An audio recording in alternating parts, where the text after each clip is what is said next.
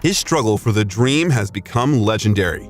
For its sake, he froze in icy waters, studied financial fraud, continued filming, and literally bleeding and hiding in a real buffalo hide.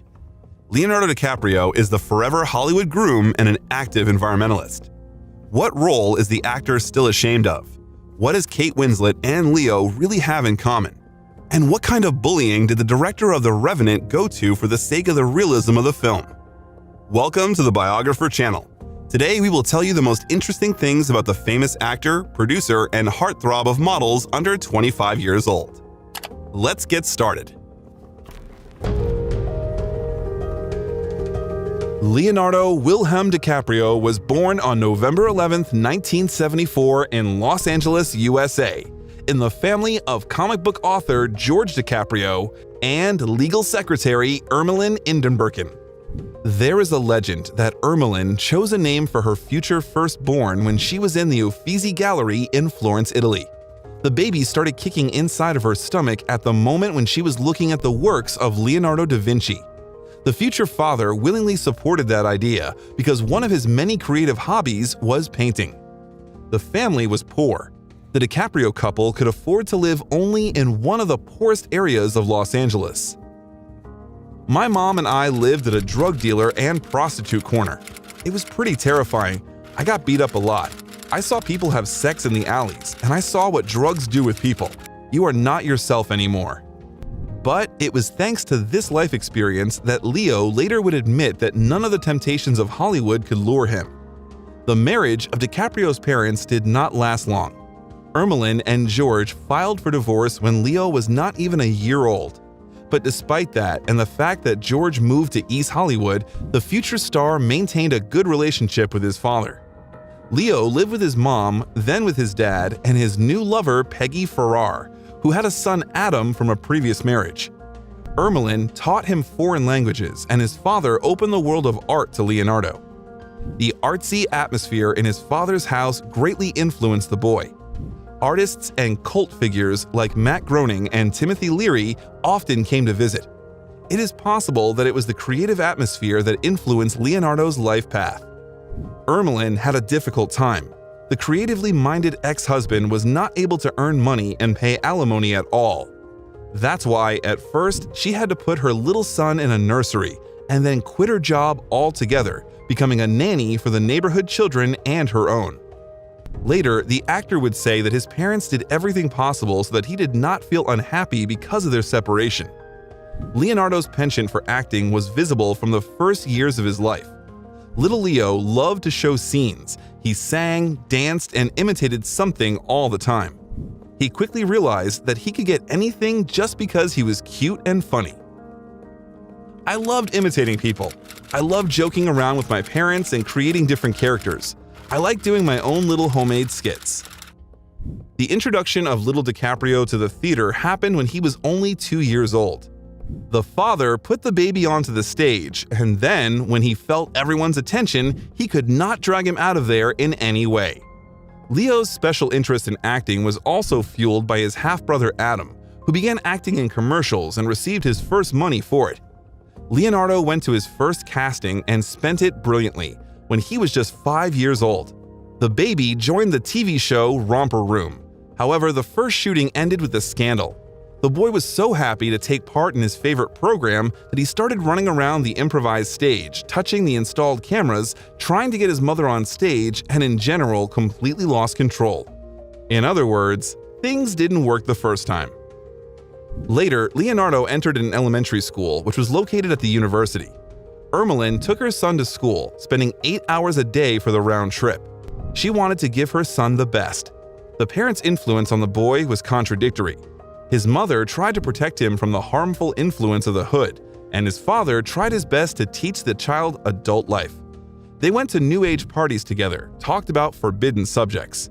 The next few years turned into a series of auditions for little Leonardo DiCaprio, most of which failed. Only a few advertisers agreed to shoot a cute little boy in their commercials. The first advertisement in which the young Leonardo DiCaprio played was a video about Matchbox toy cars where he turned into a gangster. He remembered, "What did the first shootings teach me? Know the script by heart. I was just terribly nervous and forgot everything."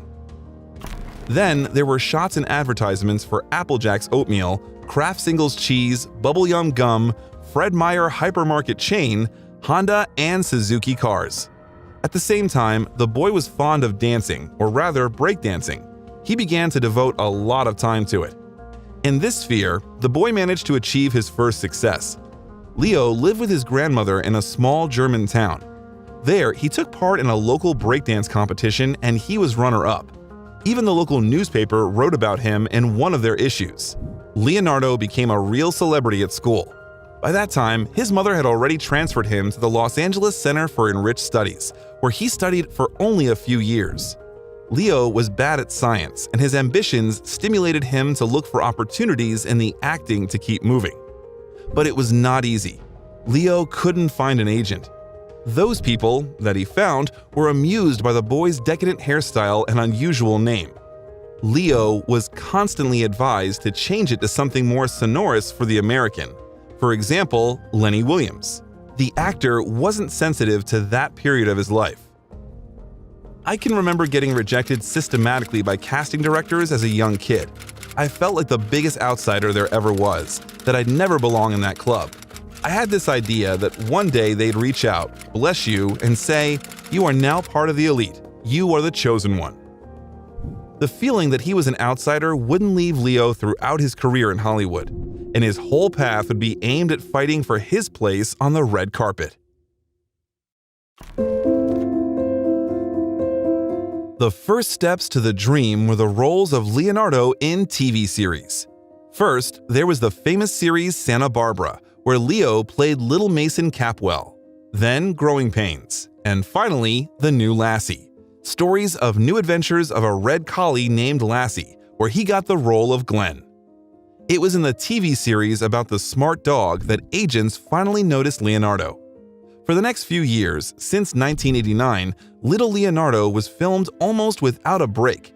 His track record had such television series as Trollspejlet, The Outsiders, and Parenthood. The last series was supposed to repeat the success of the hit of the same name starring Steve Martin. However, that did not happen.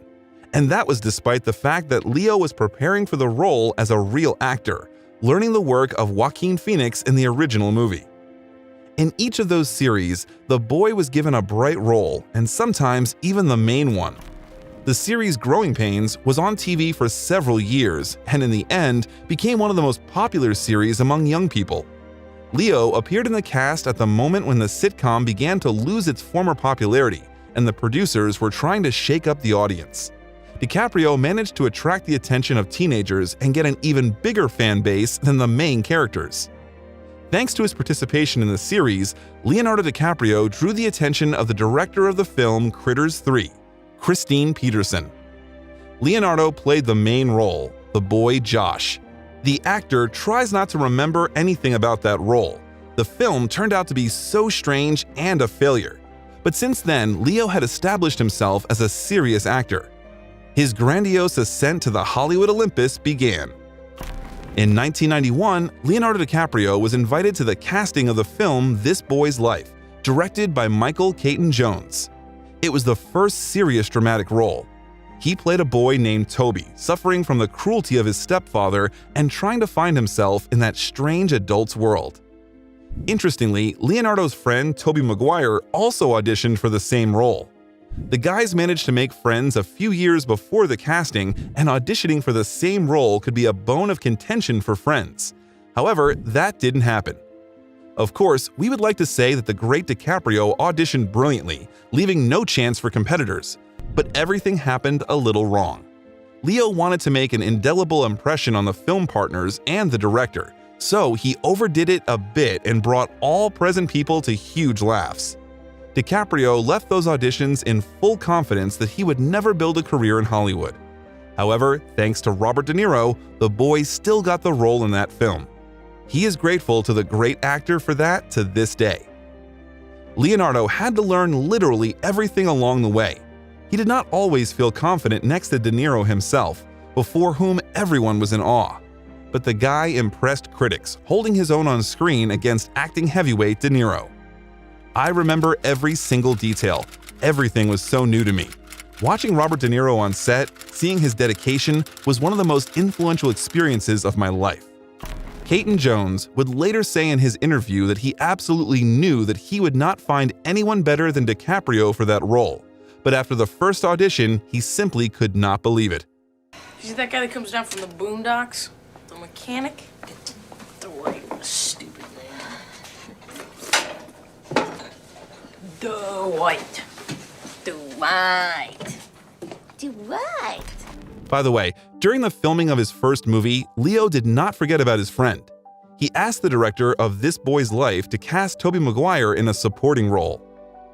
The first dramatic film role made DiCaprio understand that television shows and advertising were not the limit of his dreams. But he still needed to work very, very hard in order to look decent in the shot with the greatest actors of our time. He would not, alas, be able to lay on one charm. In 1992, the actor got a small role in the film Poison Ivy. His character didn't even have a name. He was listed simply as a guy in the credits. However, filming with a young Drew Barrymore, Sarah Gilbert, and Tom Skerritt wasn't unnoticed, although he wanted to play something more serious than a passing guy. Meanwhile, he and Ermelyn managed to move from the poorest area of Los Angeles. For that moment, they lived in a better neighborhood, but for that, Leo had to change schools. He went to John Marshall High School. By the way, it was at that school that the scenes of A Nightmare on Elm Street were filmed. The study was not easy. A new pretty boy was bullied every now and then. However, there was the course of dramatic art as a huge plus. There, the young talent, of course, was noticed, and Leonardo got his first roles in school productions. However, over time, due to a busy schedule in Hollywood, he had to give up school amateur performances. Fortunately, in 1993, he had the opportunity to gain experience on the set of the film What's Eating Gilbert Grape. Director Lasse Hallström came up with the idea of a film adaptation of the novel of the same name by Peter Hedges. He had been looking for a long time for a boy who could adequately play Arnie, a mentally impaired teenager for whom, according to doctors, every day could be the last. Doctors said we'd be lucky if Arnie lived to be 10. Leonardo was lucky to play with a young Johnny Depp and the stunning Juliette Lewis. The star of the film was supposed to be Depp, who captured the attention after Edward Scissorhands. Johnny and I wanted to have a sort of real strong brotherly connection in this movie because you know that Arnie's been with him for 18 years. DiCaprio was very afraid to look like an amateur in comparison to his colleagues. Despite the fact that by then Leo was about 20, he could easily transform into the role of a sick boy. It was impossible to believe, watching Leo's acting in that film, that in front of you was an absolutely healthy child. During filming, Hallström repeatedly told the cameraman to turn off the camera. DiCaprio always seemed that he was doing something wrong. However, in fact, the director was afraid that the young talent had become ill. Leonardo prepared for the role thoroughly. He studied everything that he could find about mental retardation and even visited several families who brought up children with the same diagnosis as his character and visited a specialized shelter. They're not insane, they're just different. Leo understood then. Despite the adult approach to the work, Leo remained an ordinary teenager. He asked Johnny Depp for cigarettes, joked, and had fun, but as soon as the actor was in the shot, he instantly got into the role. Those changes meant one thing. It was a future Oscar winner in front of them. 6 days is my party and I'm coming 18. I'm 18 and you're not invited. Arnie, don't be rude. Oh, it's okay. He's just being honest. I don't mind. The actor was nominated for an Oscar, nominated for a Golden Globe, and critics were delighted. However, the guy did not receive any awards that year. Nevertheless, his role in this film is even now considered one of the best in his career. Do you agree? Share with us in the comments which Leonardo movie you like the most. In 1994, The Foot Shooting Party was released. It was a short film directed by Annette Haywood Carter, where Leo played the main role, a guy named Bud. And a year later, The Basketball Diaries by Scott Calvert was released.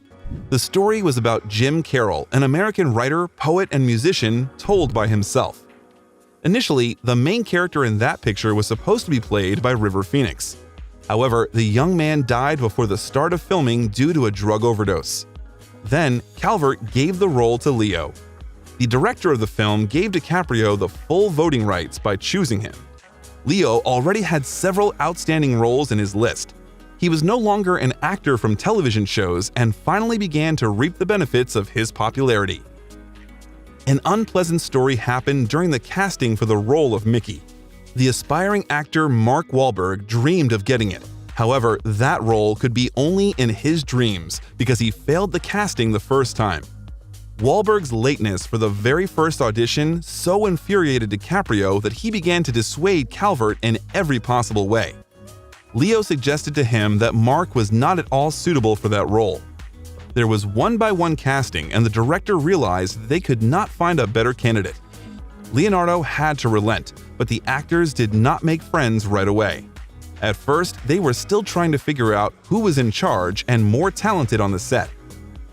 Friendship finally won, and DiCaprio and Wahlberg have excellent relations, even being Hollywood stars. The picture, The Basketball Diaries, came out very ambiguous. It raised the sensitive and very uncomfortable topics of growing up and teenage drug addiction, like the autobiographical novel itself. However, Leo's brilliant acting was remembered by everyone for a long time. Let me in. I need some money. I need some money real bad. Oh, fuck. Many consider this film to be one of DiCaprio's best works. What about you? Which of Leo's movies do you like the most? Surely share your opinion in the comments.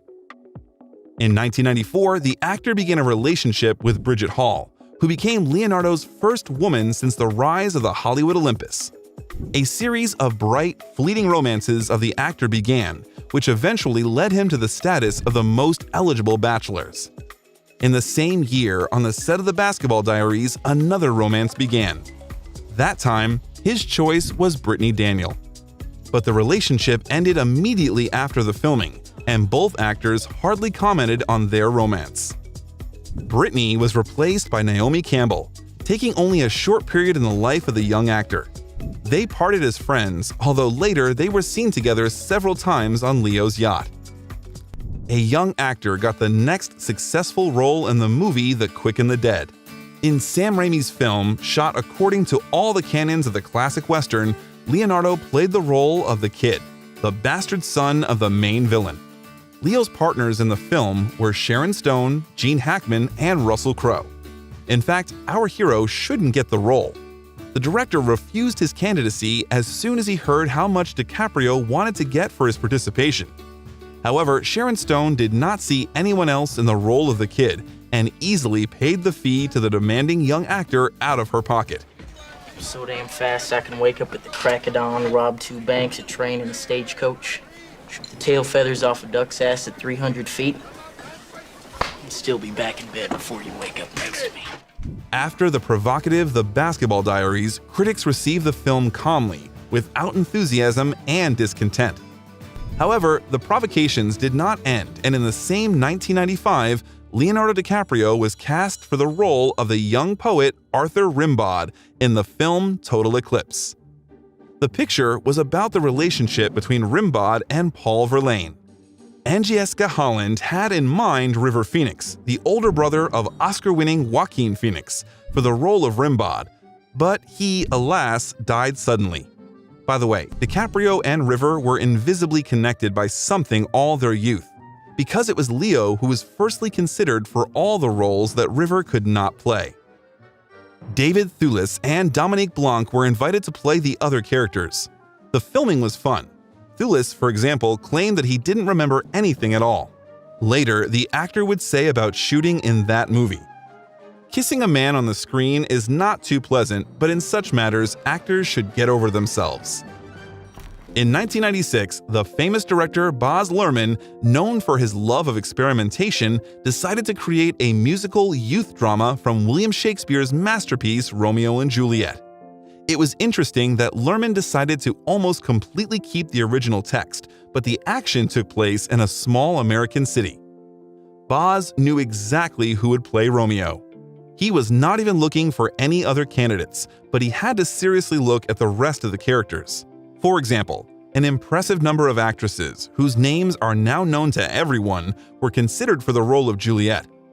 Those were Sarah Michelle Gellar, Jennifer Love Hewitt, Reese Witherspoon, Christina Ricci, Kate Winslet, and Natalie Portman. However, Claire Danes got the role.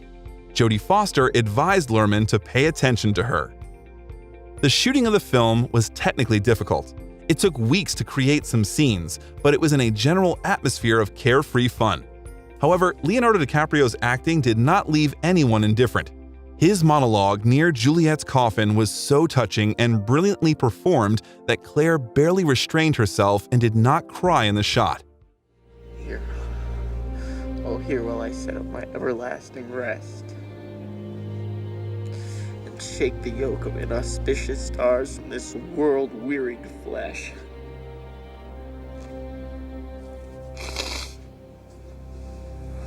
The filming was an overwhelming success. Everything came together. The audience gave their money to the cinema box office and critics wrote reviews, mostly positive, but there were exceptions. It was the release of Romeo and Juliet that can be considered the starting point. The world literally went mad with Leonardo DiCaprio. At that moment, everyone knew his name. Love, born according to the script, transformed into life. Despite the fact that Claire and Leo initially did not like each other, over time, they began to be seen together more and more often. However, the romance ended again along with the work on the filming. They said that Claire was not satisfied with the immaturity and arrogant behavior of the chosen one. Later, she even refused the role in Titanic in order to avoid the young actor, although she fit perfectly into the role of Rose according to the producers. But Leo didn't miss Juliet for a long time. He already went to the premiere of the film with model Kristen Zhang, whom he met by 1997. It was even speculated that the couple lived together and Leo was going to propose to Zhang, but the following events changed everything. Immediately after the success of the interpretation of Shakespeare's tragedy, Leo was invited to a drama, Marvin's Room, directed by Jerry Zaks, who managed to get a whole galaxy of brilliant stars such as Robert De Niro, Meryl Streep, and Diane Keaton in the cast. DiCaprio got the role of one of the main character's sons.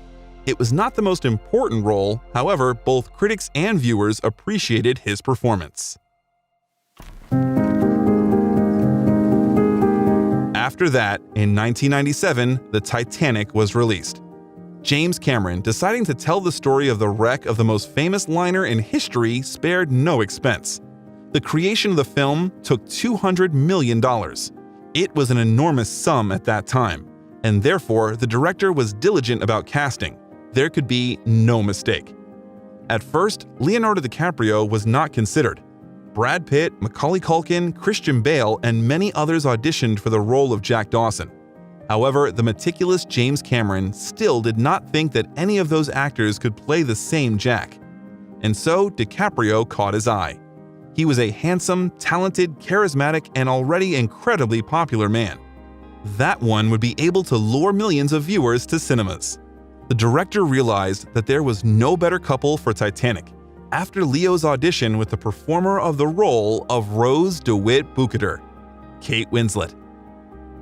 Filming was very difficult and took more than 5 months. The main characters, Kate and Leo, spent 14 hours a day on the set, which was very difficult for them. There were hours spent in icy water, hundreds of shots, nude scenes on the first day of filming, and an eternally dissatisfied Cameron. Later, Vanity Fair would write, DiCaprio was sick of the brown land, the mariachi merriment, and Cameron's big tub. He took a good look at the 4 sound stages, the 17 million gallon water tank, and thought, this is bullshit. Kate also had a hard time. The collaboration with Leo began with the filming of one of the most emotional scenes of the movie. It was a scene when Jack draws a nude Rose. Winslet had to undress in front of the entire shooting group. She came to the shoot in a bathrobe on a naked body and first gave the stunned Leo the opportunity to look under it. Leo remembered about it. It often happens that the most important episodes are filmed in the early days, when the actors still don't really know each other. Kate was great. She wasn't shy at all. She wanted me to relax, and that's why she undressed in front of me. I didn't expect that, so the score was 1-0 in her favor, and then everything became quite simple. Cameron tried to make the film as authentic as possible, so without additional scenes and credits, the film lasts 2 hours and 40 minutes. That was the time that took the real Titanic to sink off the eastern coast of Canada, according to experts. The iceberg scene also corresponded to reality as much as possible. The sinking lasted 37 seconds. That was the same as in the film. As you probably already know, many of the minor characters in the film were real people who were on the ill-fated ship. Cameron spent 6 months studying artifacts, drawings, and plans of the ship to make a copy as detailed as possible of Titanic. But at the same time, the most popular canonical phrases of the main characters, such as "paint me like one of your French girls," or the ever-heartbreaking "I'll never let go," and also the well-known line "I'm the king of the world," were improvisations of the actors. The film company earned billions of dollars on the Titanic. The full-size model of the ship, special effects that cost incredible money, and actors' fees, everything paid off. As James expected, DiCaprio was able to win the hearts of absolutely all women on the planet. And how is it you have means to travel? I work my way from place to place, tramp steamers and such. But I won my ticket on Titanic here at a lucky hand at poker. A very lucky hand. The Film Academy, which gave the film as many as 11 Oscars and various nominations, did not stand aside either. Leonardo DiCaprio, despite the incredible popularity of the film, did not receive the cherished statuette. But frankly, he was not particularly upset. The actor ignored the ceremony altogether, which incurred the wrath of a nervous Cameron, who believed that he gave the young upstart a ticket to life. He was wrong. Titanic really brought DiCaprio money and fame, but making a career, the actor did not want that at all. He sought not to earn money and enjoy the crowds of female fans, but wanted to act and do it only in those pictures that were interesting to him. The commercial history of Titanic made Leo regret more than once that he chose the role of Jack Dawson, and not any other picture in which he was offered to act in parallel. Leo became a worldwide celebrity and got on the pages of the American magazine People as one of the 50 most beautiful people in 1997 and 1998. In addition, he and Kate established a close relationship and friendship that continues to this day. Despite the difficulties the actors faced in working on the film, Kate fondly remembers their scenes. We would do the most ridiculous things to each other. He'd be tickling me, groping me, winding me up, and I'd be doing the same thing back, sort of grabbing his bum. After filming in Titanic, Leonardo understood that in his 20s, he achieved what most actors have been doing for years. At that moment, he had full right to act only in those films in which he considered fit. But world fame had another side. The relationship with Kristen Zhang failed the test of Leonardo's popularity and they broke up. Kristen later talked about their relationship. Leo is still quite a boy, immature and dissolute. I knew that even before he had the fame of the Titanic, which only made things worse. Leonardo was already treating a broken heart in the arms of another model, Helena Christensen, who was 6 years older than the guy. At that time, Helena was considered one of the most sought-after and popular models. They were seen together several times in restaurants, but the relationship quickly ended. In 1998, the actor took kind of a sabbatical after he starred in 2 more films. 2 factors were the reason for that. The first was Leo mania after the release of Titanic. The world seemed to go crazy for Leonardo DiCaprio, putting him on a pedestal of young and not very young fans. It was a very surreal period, he would say, recalling those years. The second was that a colossal ups was followed by a sharp downs. He went on vacation after his first unsuccessful role in the film The Man in the Iron Mask by Randall Wallace, and an episode in the film of the cult Woody Allen's Celebrity. In the film The Man in the Iron Mask, Leo got 2 roles at once, negative and positive ones. He played the role of King Louis XIV and his twin brother Philippe, imprisoned in the Bastille. Despite the excellent cast in which such legends as John Malkovich, Gerard Depardieu, Jeremy Irons, and Hugh Laurie were, critics met the picture with perplexity. The main complaint was in the cheapness and absurdity of the picture that turned out, as well as those loose adaptations of the original story. Your Majesty, the attack will come at dawn. No. Do not underestimate the Dutch. These troops will be cut off here, so shift them here, and then we outnumber them there. Yes, send that on its way. Your Majesty. The yellow sash. But as your advisors, we feel it is Our duty. Yes, our duty to inform you. They did not like the story of Alexander Dumas's aged musketeers and even DiCaprio's acting duet with himself. It was even awarded the Golden Raspberry Award. In Celebrity, Leo got the minor role but memorable role of Brandon Darrow. Thus, the actor managed to put on an imaginary tick at such a young age. At that time, every serious Hollywood actor dreamed of starring in a Woody Allen film. The film received mixed reviews. Someone praised Celebrity for its exceptionally recognizable presentation, the depth of the main idea. Someone criticized for excessive fussiness and confusion of the main characters' roles. But the masterpiece did not come out. On IMDb, the picture received only 6.3 out of 10. The box office also did not please.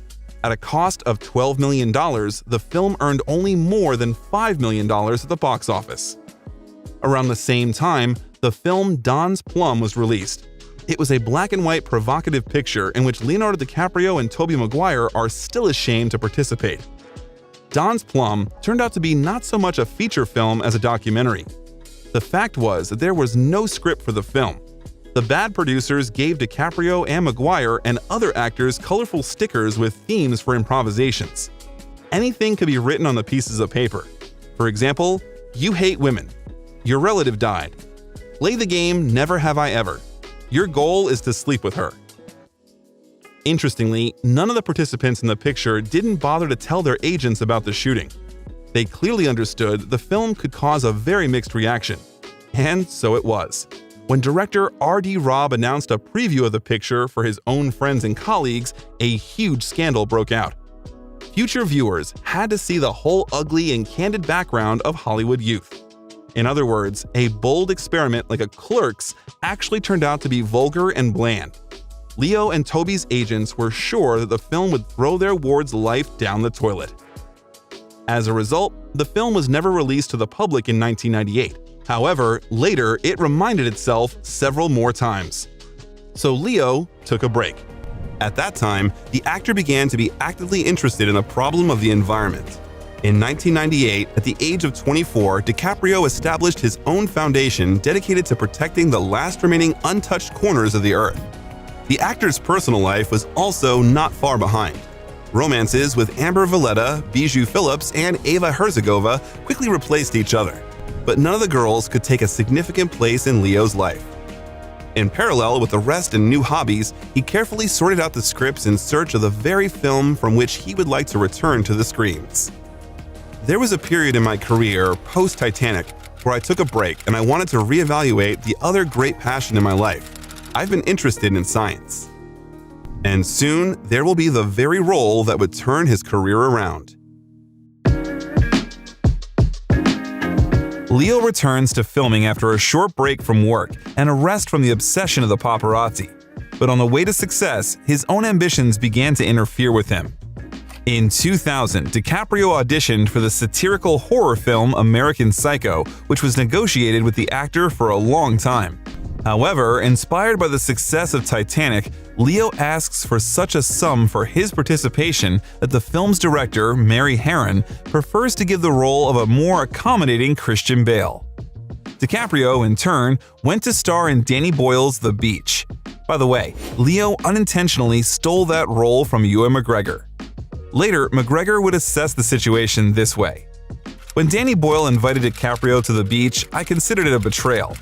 Danny defended his choice by the fact that after Titanic, DiCaprio's involvement was far more beneficial than mine. After all, I just starred in Boyle's cheap film Trainspotting, which suddenly became a hit. I still think that he was not entirely fair to me. As it turned out, 20th Century Fox offered Boyle more money to make the main character an American. Boyle took the money and Leonardo DiCaprio got the role. After that incident, McGregor did not communicate with Boyle for a long time. By the way, we have already talked about this in more detail in an individual biographical video about Ewan, so follow the pop-up link if you love this actor. Because of Titanic, the expectations from the beach were very high, so the problems that arose around it were perceived especially painfully. The situation was further complicated by the conditions in which the filming took place. DiCaprio and several other actors were in the water and almost died when their boat was overturned by a large wave. In addition, for the sake of that role, the actor had to lose 20 pounds, and creating an ideal landscape damaged the nature of the tropical island. Thereafter, the Thailand government banned the screening of the film, citing an unreliable image of the country.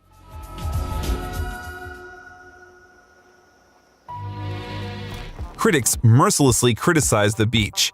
The film is called banal, egocentric, stupid, and confusing. And although Boyle also did not escape for his part of criticism, DiCaprio got the main attention. Both the acting and the personality were criticized. CNN's Paul Clinton said, "Leonardo DiCaprio's main fanbase of screaming adolescent girls won't be disappointed with the beach." The majority of the film displays the Titanic-sized young heartthrob sans his shirt in this story about the pseudo-angst and alienation of a young man from the United States, escaping civilization and his computer-obsessed generation. The dangerous and unpredictable journey of his hero Richard to Thailand helped Boyle get a nomination for the Berlin International Film Festival Award, and Leonardo got the Golden Raspberry for the worst male role. Remarkably, the island on which the beach was filmed was completely destroyed by a tsunami a few years later. After learning about that, Leonardo was very upset and donated a large sum to UNICEF to eliminate the consequences of that natural disaster. At the same time, the shameful masterpiece Don's Plum reappeared. That time, the scandalous film director Lars von Trier acquired its rights. After looking at the picture, he understood that the creation was just in his style and society should see it. Lars showed the film as part of the Berlin International Film Festival. Leonardo DiCaprio, who starred with such enthusiasm in Don's Plum, soon realized what a mistake he had made. He prohibited the film from being shown in the USA and Canada. The actor, seeing himself from the outside, suddenly realized what a cynical monster fame had turned him into. But the Hollywood star had no time to suffer. Martin Scorsese was already waiting for him. For 25 years, the director dreamed of making a film about the legendary 5 Points, the gangster district of New York in the middle of the 19th century. He first read Herbert Asbury's book, on which the film was later based, when he was 28 years old. He even acquired the rights to the film adaptation. But without a name and recognition, he could not realize the idea. Scorsese's idea required the most impossible. He wanted to recreate an entire block and the atmosphere of that time. The scenery took up 2 miles. Surprisingly, every building created for the film was fully functional, without facades, fake doors, and windows. It was that role that became the beginning of the long-term and fruitful work of Scorsese and DiCaprio. Leo understood that he should have played the role of Amsterdam Verlaan brilliantly. The actor had no right to make a mistake. He simply could not allow to embarrass himself in front of his beloved director. Leo gained weight as required by the role and constantly trained to fight, achieving maximum realism of the image. Leonardo DiCaprio could call Gangs of New York a film to which he gave so much time, efforts, and thoughts like no other. Give me the strength for what I must do. Due to the scale of the ambitions and clashes between Scorsese and Harvey Weinstein, filming was delayed and the Miramax company sponsoring them was already starting to get nervous. Then Scorsese and DiCaprio had to pay $7 million in compensation for unforeseen expenses. The film was supposed to be released any other way. The original version lasted almost 4 hours. Martin Scorsese and editor Thelma Schoonmaker reportedly created 18 different versions of the film, each of which was shown to the public before they chose the final version. The studio was not satisfied with such an excessive duration, as they were afraid that it would alienate viewers from watching and lead to fewer screenings in cinemas per day. And therefore, as a result, the film had to be cut by an hour. Gangs of New York was a wide success and had a great box office. Critics also did not hide their acclaim. Both Roger Ebert and Richard Roeper reviewed the film in their shows at the movies, but although Ebert said the film was slightly untidy and did not match Scorsese's best work, Roeper considered it a contender for the best movie at the Oscars. In 2003, Gangs of New York received 10 Oscar nominations and 2 Golden Globes. When the film was released in 2002, it turned out that another film with Leo in the title role, Catch Me If You Can, was ready. Steven Spielberg decided to film the story of Frank Abagnale, a criminal who transformed into 8 different personalities who was being chased by the entire FBI. All right. Well, there's no windows here. I'm gonna take a look out the front door. No. I told him I'd walk out first and give a signal. Here, you can put these on yourself. No, I can't do that. I can't do that. You know why? Because I think you're full of shit. Catch Me If You Can is based on Abagnale's autobiography of the same name, which tells how he, a runaway teenager who does not even have a high school diploma, managed to impersonate a pilot, a doctor, a lawyer, and a college professor, cashing millions of dollars with fake checks. Leonardo, who almost immediately got the role, was simply shocked by the pace of which Spielberg worked.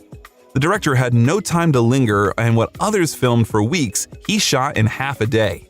Leo said the director tried to shoot at the same pace that reflected the life of the main character, and how the fast things were going for him, and how he could just use his innate talents to get his way out of any given situation.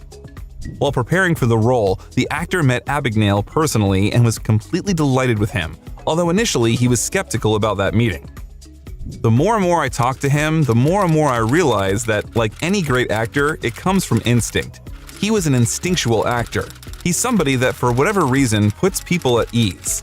He makes you completely comfortable with him, and he seems as innocent as a school teacher.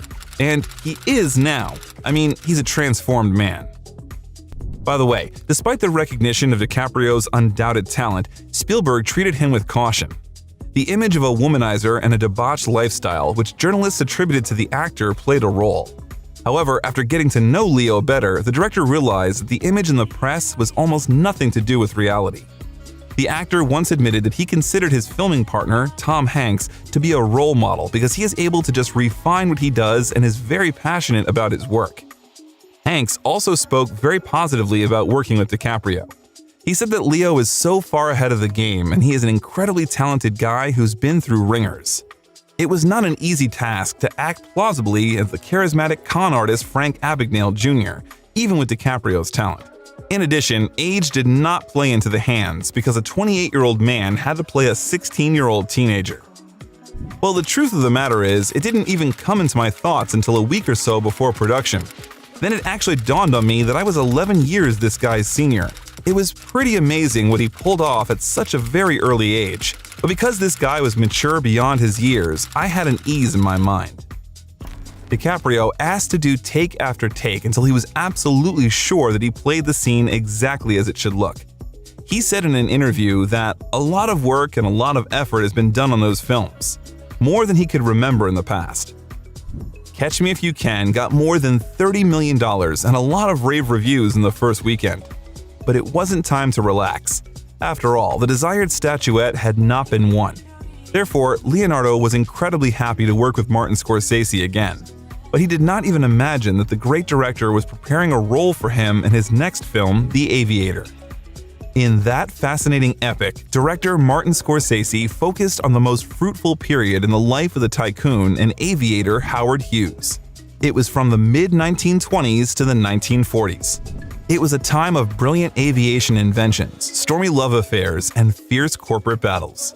Leo found something familiar in his character. At the same time, he did not want to support all those unpleasant rumors that were about a half-mad genius. The actor spent more than a year trying to find out everything about his character. He read everything he could find and finally realized what they had in common. Namely, it was OCD, which Leo had been suffering from since childhood. He was inspired by the personality of the hero, considering him a genius of his time. No one seems to be able to categorize him. He was one of the most complicated men of the last century, he said. It was, a long process. We had about a year of rehearsal time, which was very good because of the scope of the character and the movie. I met with doctors who specialize in obsessive compulsive disorder, and kind of lived with the man for a couple days who had OCD. Met Jane Russell, who worked with him, and Terry Moore, his ex-wife, and read everything I could, watched the footage, and really had marathon rehearsal periods with John Logan and Martin Scorsese to weave different things in and change stuff around. It was, one of the biggest rehearsal preparation periods I've ever had. Scorsese was able to gather together a wonderful cast. They were Cate Blanchett, Matt Ross, John C. Reilly, Alan Alda, Kate Beckinsale, Alec Baldwin. Each of the actors plunged into the work on the characters with his head, but with Scorsese, it was impossible otherwise. It was necessary not just to do their job, it was necessary to fully plunge yourself into the era, the characters, and to get through everything that they experienced in order to convey their image on the screen as plausible as possible. It was Scorsese's perfectionism that made him famous, and it was this approach to work that Leo respects very much. It was an intense work, experience. I had to switch around from being 40 to 20, sometimes, 3 times in the same day, but we really got to have real marathon rehearsal periods, Scorsese and John Logan and I, and really mapped out not only the character and the mood of the film and the scenes, but the minutia of his compulsion and his OCD and his obsession with germs. Got to stitch that in. So he really had a great game plan beforehand and actually came in on time on this movie, which is pretty amazing considering what we had to pull off. We really got into a good work groove. And the actors' large-scale work was not in vain, despite the fact that many critics felt that DiCaprio did not fit that role. They could not help but appreciate how the actor was altogether convincing as an obsessive, profoundly disturbed man. The Aviator was dubbed the best work of the director, and Leonardo was finally able to get rid of the obsessive image of a cute guy. The audience and critics finally saw him as a man. DiCaprio also said that he was able to see a child in the famous director. Cate Blanchett received an Oscar for her role in the film, and our hero was again left without a statuette. In parallel, the actor's personal life was actively developing. Since 2000, he had been dating Gisele Bündchen, a Brazilian model whom he met at one of the fashion shows. It was not surprising that a 20-year-old girl won the actor's heart. She was considered one of the most beautiful models of 1999. The romance was rapid and one of the longest in Leo's life. He introduced the chosen one to his mother, and then during a trip to Italy, according to sources, he proposed to the model and gave her a diamond ring. In 2004, People magazine named Leonardo DiCaprio and Gisele Bündchen the most beautiful couple, but in 2005, the love story unexpectedly ended. There were rumors that Leo was jealous of the beauty all the time, and their constant scandals ended in breakups that were already difficult to count. After one of those breakups, Gisele even shaved her head, which she quickly regretted. There was also talk about the actor's infidelity and unpreparedness for adulthood. There were rumors that the model was offended by Leo, who did not appreciate her debut role in the film Taxi in 2004, directly stating that she should not act in a movie. An equally serious problem was the girl's struggle with panic attacks, which appeared because of stress due to a rapid career. The situation became critical at that moment when Gisele began to have thoughts of suicide. Therefore, she decided to radically change her life, to give up addictions, to ease the schedule, to take medication and therapy. Leo did not support the girl in any way, leaving her to cope with the situation herself. In an interview, she said, "No longer numbing myself with smoking, drinking, and too much work, I was becoming more and more aware of things that I'd chosen not to look at. Was I alone in wanting to do some serious soul-searching while he stayed the same? In the end, unfortunately, the answer was yes." It was the girl who decided to break up the relationship, which, according to her, was destroying her. And later, she admitted that she did not regret her choice. But Leo had no time to suffer again, because he and Martin were already discussing another joint work, the film The Departed, which was released in 2006. a tense action movie with a stellar cast, was becoming one of Scorsese's highest-grossing hits. However, the shooting of The Departed turned into a nightmare. Scorsese clearly wanted to surpass his previous pictures, working scrupulously on every minute of the film. He reshot each scene dozens of times, trying to achieve the perfect version. At the same time, Leo's partner, Jack Nicholson, pursued some goals of his own, understandable to him alone, making Martin to first shoot the scene as he wanted it and then as Scorsese pleases. It didn't matter to him. In an interview, DiCaprio shared how Nicholson made him pretty nervous, and the scenes with him were among the most intense moments of the movie. So one day, Jack acted a heart attack so plausible that Leo was ready to stop filming. There were a number of different scenes where I had no idea what was going to happen. It was one of the most memorable moments of my life as far as being an actor is concerned. I remember coming into the scene one way, and then I come in the next day and the prop guy tells me, "Well, be careful, he's got a fire extinguisher, a gun, some matches, and a bottle of whiskey." Leo and the other leading young actor, Matt Damon, were exhausted. They were shocked by literally every scene involving Nicholson, and they admired him at the same time. DiCaprio had never worked with Jack before, and the Oscar-winning actor's unpredictability was able to reveal another facet of his incredible talent. In The Departed, he surpassed himself. He pumped up, acquired something bestial in his gaze. He kept the viewer in suspense with his acting in every scene, and he acted plausibly. When Billy Costigan said at a meeting with Madeline, played by Vera Farmiga, that if she didn't help him, then he would blow his brains out, the viewer didn't doubt for a second that he would do just that. Sorry to even show up here like this, there's just no one else I could give it to. There's no one else. I'm really sorry. I am. These projects show how Leo has grown, and the approach to careful selection of projects has borne fruit. He has turned into one of the best actors of his generation. He described his approach to success and fame as follows: "My whole education as an actor and my whole training has come from being able to work with the actors that I've worked with and watching their process. That's been my college. The more I work with actors of this caliber, the more I learn and the more I pick up." Next in DiCaprio's filmography is Blood Diamond by Edward Zwick, in which the actor played the role of a former mercenary, Danny Archer, who was in search of a priceless stone.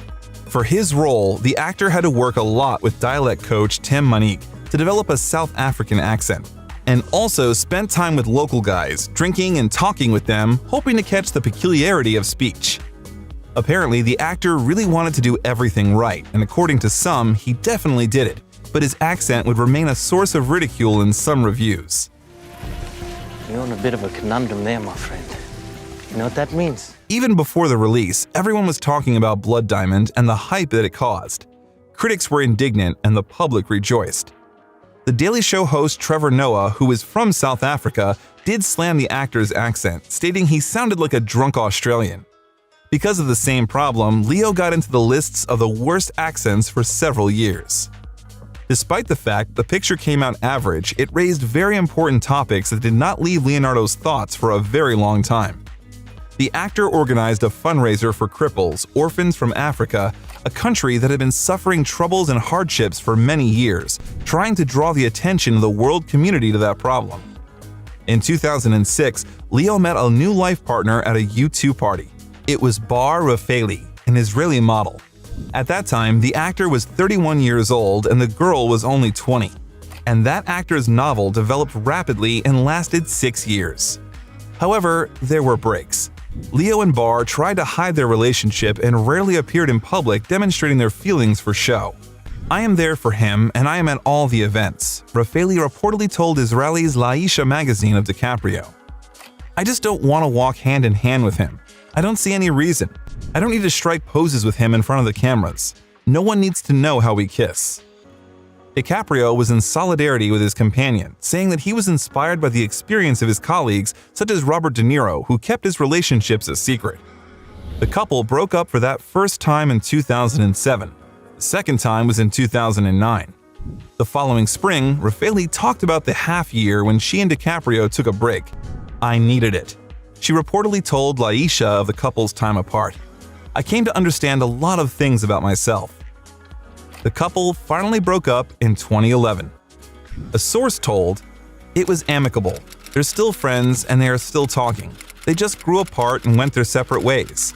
Neither were ready to settle down," the source continued, "and both have busy careers that have been taking them in different directions." As a result, each of them started their own lives. After that, Leo again began a new series of short-term affairs with Blake Lively, Aaron Heatherton, Tony Garn, Kelly Rohrbach, and Nina Agdal. 2008 pleased fans of Leonardo's work with two more pictures. There were Body of Lies and Revolutionary Road.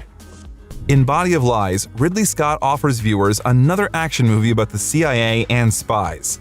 Despite Russell Crowe playing with Leo, the film turned out to be average and did not get any nominations and awards. And in the drama Revolutionary Road by Sam Mendes, we can once again see one of Hollywood's most beloved screen couples, Kate Winslet and Leonardo DiCaprio. Everything was the same as 10 years ago. The film was an adaptation of the novel of the same name by Richard Yates. The actors played the role of spouses Frank and April Wheeler, who were trying to escape from routine and start a new life. But the picture asked an urgent, timeless question. Could the main characters be happy staying together? It is about two people. It's also about, the environment of the American housewife at that period of time. And it depends on, I suppose, the generation, if they understand how, a lot of women at that time period were forced into these roles of staying at home and cooking for the family and being a jolly, sort of Stepford wife, and how that drove a lot of women to prescription medication at the time. The director did not just take Kate and Leo for those roles. Realizing that they were united by a strong friendship and close relationships for many years, he hoped that he could use that in filming. It was invaluable to have a dear friend who you have known for over a decade be a partner in a film like this. Some of the sequences in which Frank and April are fighting wouldn't have been the same if Kate and I didn't know each other as well. The film was presented in 3 categories at the 81st Academy Awards ceremony, in 4 Hollywood Foreign Press Association Golden Globes, including in the category of Best Actor in a Leading Role in a Motion Picture Drama for Leonardo DiCaprio. After the film was finished, Leo even bought Kate a gold ring with an engraving. But what is engraved on the ring is a mystery. But the actors are united not only by working together on the set, but also by a long story of friendship. Several times, Kate said that DiCaprio is like a brother to her, and their relationship is always accompanied by mutual banter. He's probably the world's most beautiful-looking man, yet he doesn't think that he's gorgeous. And to me, he's just smelly, farty Leo. When Winslet got married in 2012, DiCaprio walked her down the aisle, and in 2017, they went on vacation together in Saint-Tropez. In 2009, it was reported that the friends organized a charity fund, the Milvina Fund, and invested $30,000 each in it to help Milvina Dean, the only survivor of the wreck of the famous Titanic, who required expensive treatment and rehabilitation. Kate explains their strong friendship by the fact that they never liked each other. So it did not mean that they were able to have this, be able to tease each other, which we still do, and which is still really amazing, she said. Next, there was work with Martin Scorsese again. That time, they were going to create the psychological thriller Shutter Island in 2010.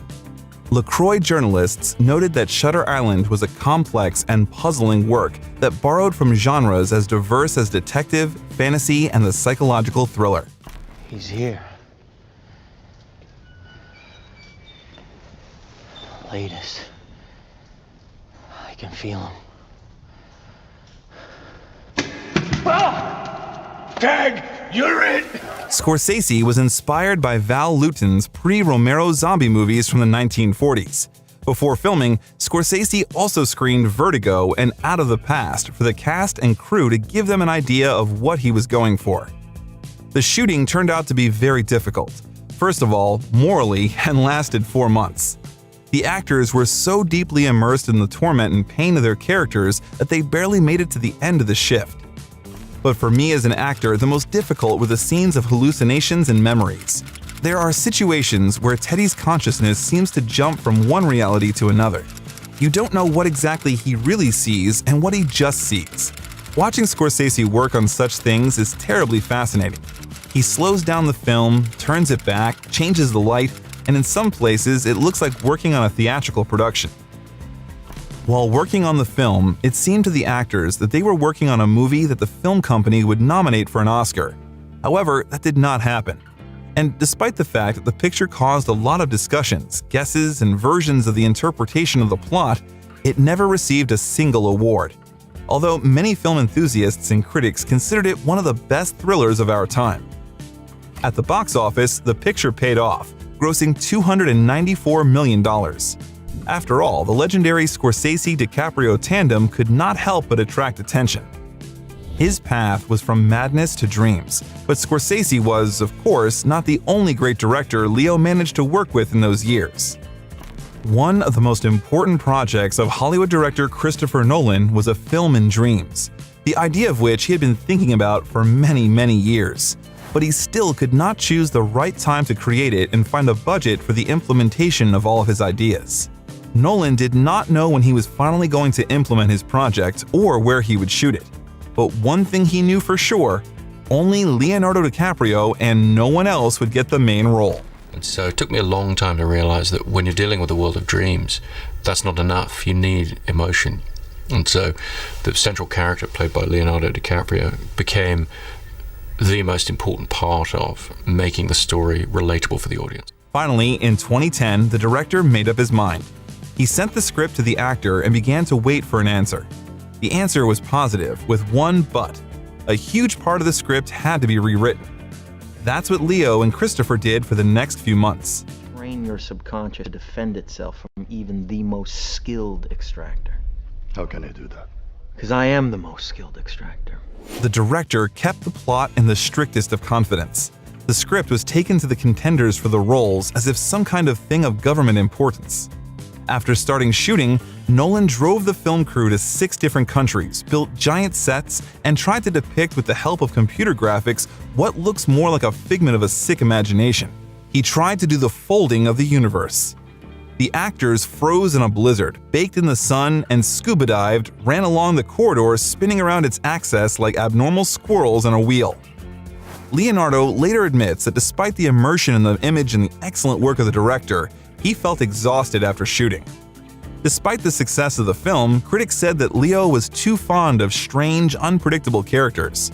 The actor replied that there was nothing more boring than knowing that your hero said exactly what he meant by saying his lines. Nolan and the team got $63 million for his dream project. It almost equaled Avatar in terms of profitability, but fell just short. Did Leonardo get an Oscar for his acting? Guess for yourself. After Inception, DiCaprio has not been filmed for more than a year.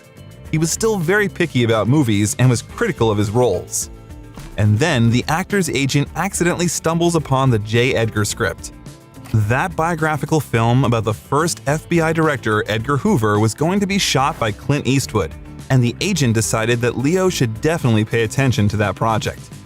Of course, DiCaprio agreed and plunged into the world of his character. He talked about an FBI historian, studied Hoover's office, his home, his personal life, watched and listened to recordings. At the same time, Edgar Hoover became another controversial image in the actor's career.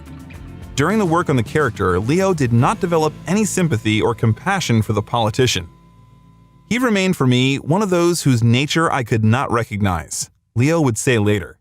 He was almost obsessive, compulsive, compounded by being a germaphobe in the way he wanted his G-men to look. I mean, these were straight-laced FBI men. They needed to have a certain amount of hair on their head. They needed to have a certain stature, be muscular. However, filming was still delayed. The film company refused Eastwood's large-scale financing. It was ready to give only part of the production. Then, Leonardo almost completely renounced his fee. Clint Eastwood had a new respect for the actor because he didn't act in films just for the sake of money. It was important for him to create a work of cinematographic art and expand his list of roles. And again, the role brought physical torment. Leo spent 5 to 7 hours in the makeup chair in order to turn first into a 20-year-old guy and then into an 80-year-old man, as well as in a special suit that would compensate for the lack of the necessary volumes. The false teeth and makeup, similar to a mask, literally harassed DiCaprio, but he steadfastly withstood the test. Most of all, the big problem with the makeup is that it does become incredibly claustrophobic after a while. And again, critics predicted an Oscar for the actor. Roger Ebert gave almost the maximum rating to the film, and especially to DiCaprio's acting. He was so uncharismatic that it's possible to miss the brilliance of Leonardo DiCaprio's performance in J. Edgar. It is a fully realized, subtle, persuasive performance, not least in his scenes with Armie Hammer as Tolson, he wrote. And again, the actor didn't receive the film award. In 2011, Leonardo met again on set with Baz Luhrmann. He decided to film The Great Gatsby in his own style.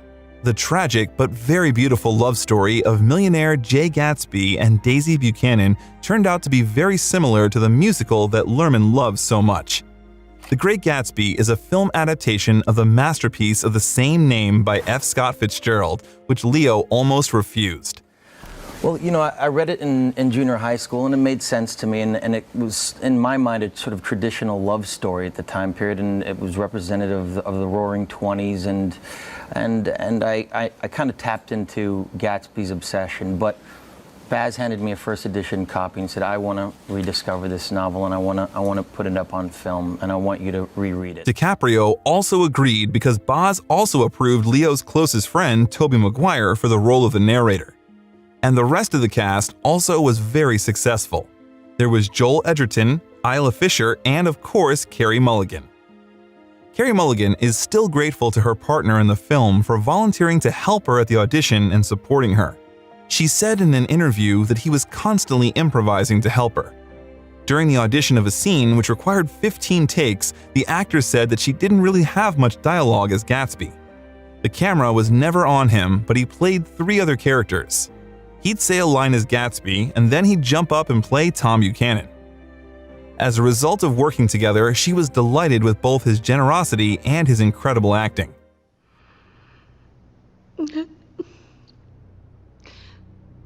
It makes me sad. The film has proven itself to be worth the funds invested in it and broke another record at the box office in the first weekend. But the reviews turned out to be average. On the websites of film critics, The Great Gatsby received an average rating of 5.5 out of 10. The general consensus was, while certainly ambitious and every bit as visually dazzling as one might expect, Baz Luhrmann's The Great Gatsby emphasizes visual splendor at the expense of its source material's vibrant heart. The film was accused of betting on entertainment and the lack of sense of reality, a screaming, trashy opera. But there were also those who appreciated the joint work of the director and the actor. The great and powerful Quentin Tarantino couldn't wait to see Leo on the set. Tarantino was going to invite Leo much earlier in the movie Inglourious Basterds, but something went wrong and the role went to Brad Pitt. But at that moment, Tarantino had prepared something really amazing for the actor. The film Django Unchained was released in 2012. He raised issues of brutality and racism. There were a dime a dozen unpleasant characters in the film, but Leo had the honor to play a villain who was disgusting even to the director himself. He played the role of Calvin Candy, a nasty plantier who bought the wife of the main character who was played by Jamie Foxx. Django went in search of his wife and so ends up on Candy's plantation, where he made a mess by arranging slave fights to the death.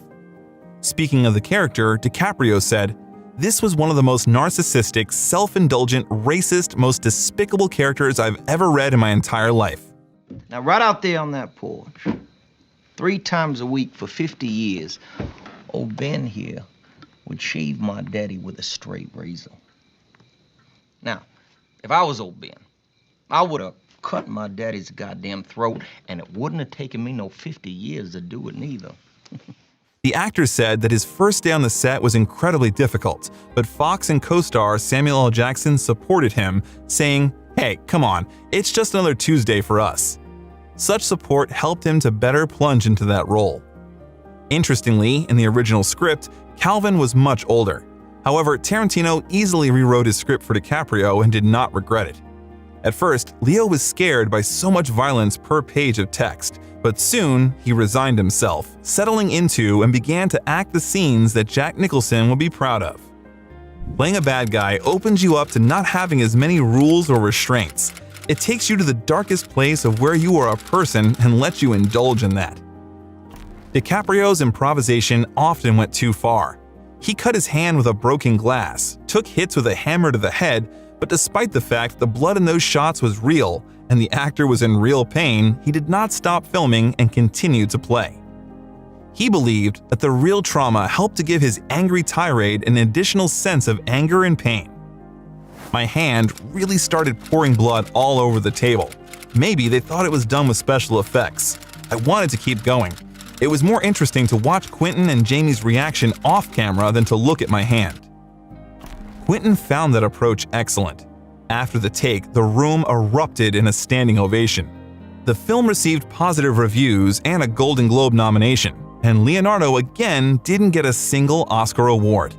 Soon, he hurried back to work with his most beloved director, Martin Scorsese. Scorsese and DiCaprio hatched the idea of a film adaptation of Jordan Belfort's biography, The Wolf of Wall Street, even before working on Shutter Island. But they were refused funding at that time, citing the fact that the project was going to cost you. But the picture was still released in 2013 and was a bombshell. The Wolf of Wall Street successfully mixed a rather vulgar comedy with a drama and a biopic. The story of either a genius or a fraudster or just a good salesman became a hit when it was released on paper. And when Scorsese got down to business, it couldn't be any other way.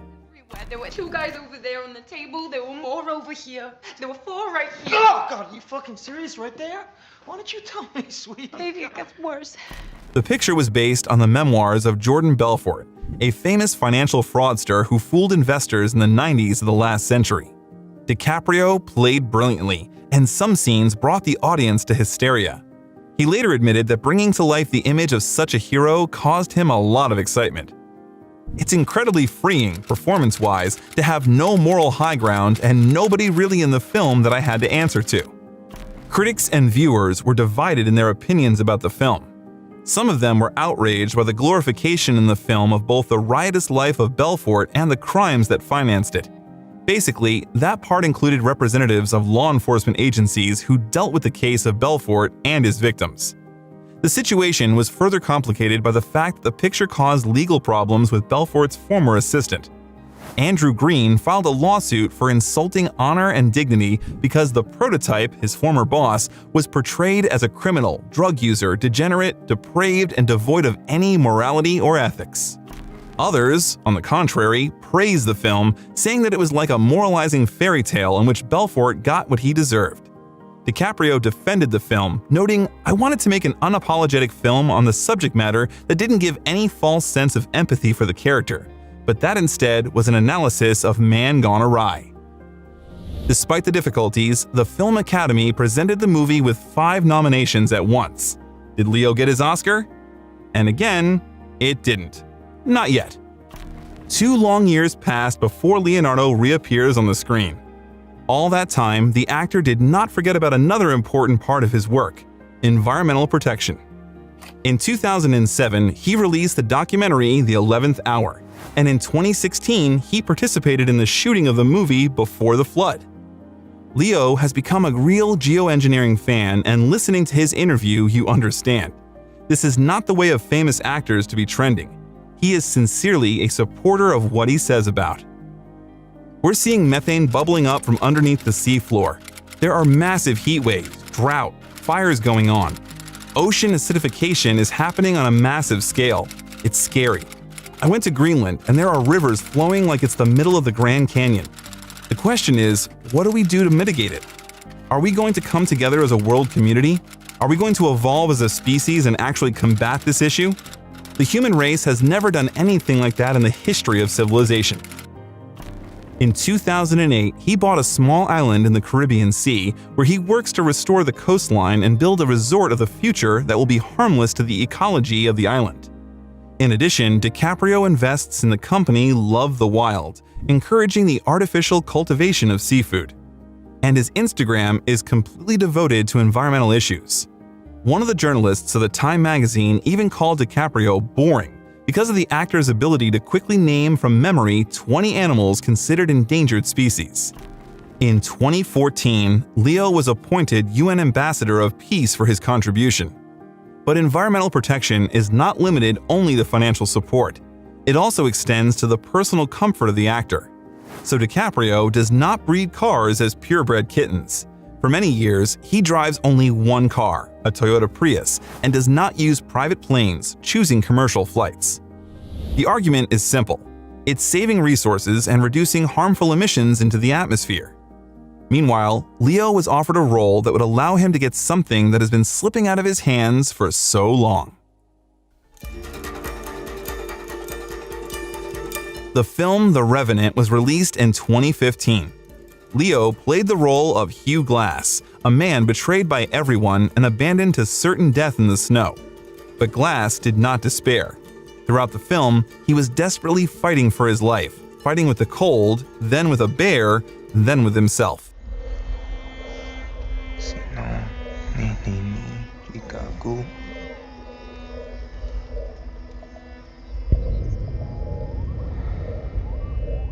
The actor's task was also complicated by the fact that the film's director, Alejandro Gianaratu, is a man of principle and does not recognize chroma key. If the hero had to freeze in the snow, and the director took the film crew to the forest in the bitter cold. Throughout the shooting day, DiCaprio worked in extreme conditions. His hands, feet, ears, and cheeks were numb from the cold. Every single day of this movie was difficult. It was the most difficult film I've ever done, he would later say. Leonardo meekly carried out all of Inarritu's instructions and did not complain even when he completely stopped feeling his body. He silently chewed a real liver, climbed inside the carcass of a bison. The hardest thing for me was getting in and out of frozen rivers, because I had elk skin on and a bear fur that weighed about 100 pounds when it got wet, and every day it was a challenge not to get hypothermia. No less of a problem was the desire to shoot all the scenes in daylight. Every actor, every element of the scenery had to be exactly at the moment when it was needed, like a gear in a clock. That led to a lot of takes. The film crew first rehearsed every day, and then they had only 2 hours to shoot in the right lighting. Due to climate change and difficult conditions, filming had to be stopped several times. Morally, the role was even harder than physically to the actor. Almost all of the screen time, Leo's character was silent and communicated with the surrounding nature non-verbally. DiCaprio had to show all his acting skills to convey that silent dialogue. 9 months of filming in Canada and Argentina were so hard that some members of the crew described them as living hell. It would be strange if Leo didn't get an Oscar for The Revenant in 2016. The award found the hero, and the audience around the world breathed a sigh of relief. Their favorite finally got what he deserved. To Leonardo. What did the actor decide to say in his acceptance speech?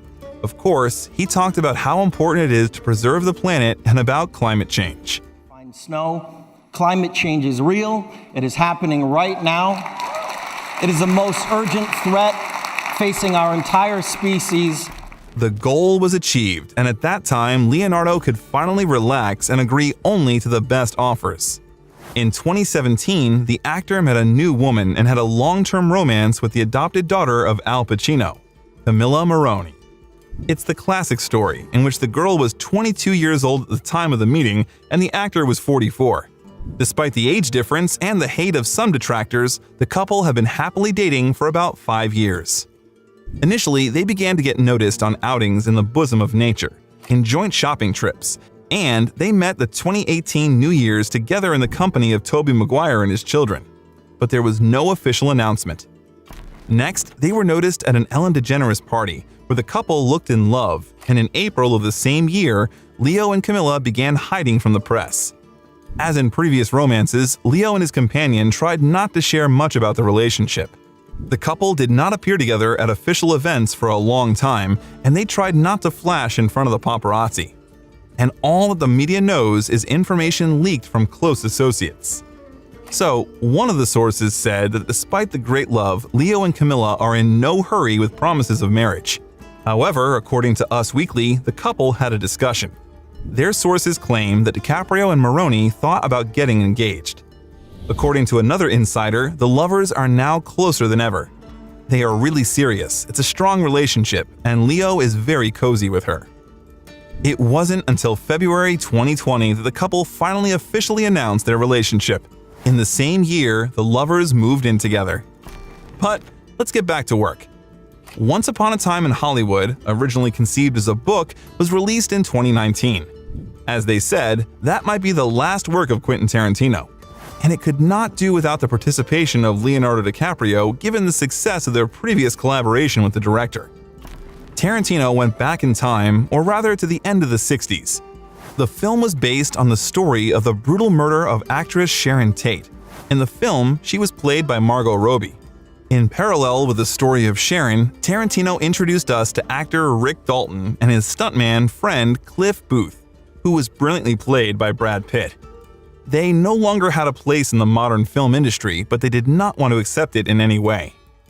Quentin managed to create an unusually authentic atmosphere and vibe of the 60s. Everything in the shot, even the smallest detail, seems to take us on a time machine to those years. There is music, color correction, props, ultimately making Rick's 6-month Italian sojourn fairly profitable, although his swank Roman apartment ate up a big chunk of his earnings. Rick Dalton was inspired by the images of Ed Burns, Ty Hardin, and William Shatner, who were famous film actors of that time. Leo wasn't 100% sure of himself acting in that movie. It was easier for him to improvise in some scenes. For example, in one of the scenes, being unsure that he could act well, DiCaprio suggested letting Dalton forget his text altogether. It turned out even better than in the script. And again, our hero had to give up part of his fee. Leonardo took only a quarter of his usual fee of $20 million in order for Tarantino to meet the budget. Not everyone liked the movie. However, the official ratings were staggering. Critics were delighted and the picture paid off at the box office. Out of 10 Oscar nominations, the movie got 2 awards at once, including for Best Supporting Actor. After Once Upon a Time in Hollywood, Leo returned to work only 2 years later. The film Don't Look Up was released immediately on Netflix, bypassing widescreens, but that did not mean that the audience paid less attention to it. That was excluded because such stars as Jennifer Lawrence, Jonah Hill, Timothée Chalamet, Ariana Grande, Meryl Streep, Cate Blanchett, and many others gathered in one shot.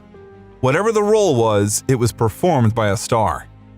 The disaster film metaphorically reveals the theme of the ecological crisis of the planet and the indifference of modern society to the problem of climate change.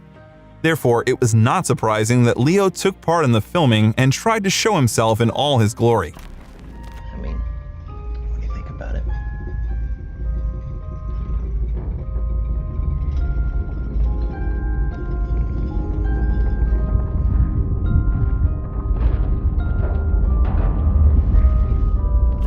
But the accumulation of star names, as Timothée Chalamet, looks strange. Their appearance was sometimes not very reasonable in the plot. There also was the delay in the disclosure of the conflict of the plot. What is more important for each individual and the society as a whole. It did not play into the hands of the picture. It didn't work out very well with comedy either. The film got mixed reviews. Critics, viewers, and activists criticized and praised the film, and the negative reaction highlighted the difficulty of conveying an urgent message through comedy. We liked one comment in the review from the NYT. McKay's work with DiCaprio is particularly memorable, partly because Dr. Mindy's trajectory, from honest, concerned scientist to glib, showboating celebrity, strengthens the movie's heartbreaking, unspeakable truth. Human narcissism and all that it has wrought, including the destruction of nature, will finally be our downfall. In the end, McKay isn't doing much more in this movie than yelling at us, but then we do deserve it. And who likes to be shouted at? Also, pointing out what we don't want to see?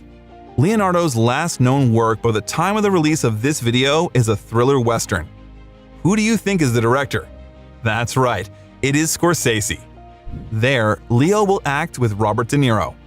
According to information, the story is about the dramatically enriched and mysteriously deceased locals in an Indian settlement of the Osages. We are sure it will be interesting, so we are waiting for next year. We know for sure that there are those among you who like to watch one of his most successful works again and again. Of course, we talk about this one. And what if we tell you that it's not just like that?